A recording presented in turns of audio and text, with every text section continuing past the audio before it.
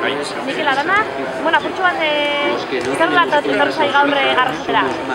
Bueno, 15 egun daramatzagu da kanpaina egiten, eta gaur arrasatera etorrien nahi gendu, saiatzen nahi garelako erkidegoko lurralde guztietan egotea eta leku guztietan egotea, eta gure mezua berbera izaten ari da leku guztietan ez.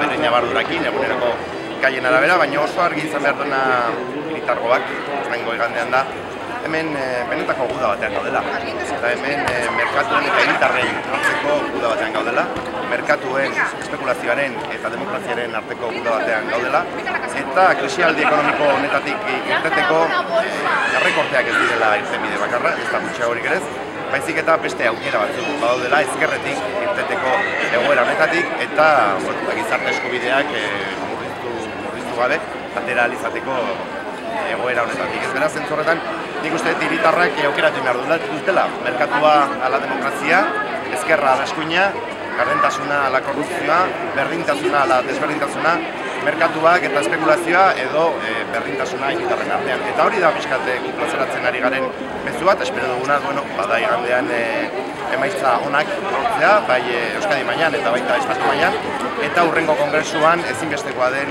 talde sendo bat izatea Izquierda Unidak, hain zuzen ere ulertzen dugulako, eta gainaz estatistikek eta enkestek ere horrela esaten ari dira, une honetan Izquierda Unida dela alderdi popularrarik gehiengo absoluta hien diezaiokeen alderdi bakarra, beraz, geritzen zaizkigun azken 26 ordu hauetan, bozka, eskatu Izquierda Unida los verdes ezkela entzaren alde.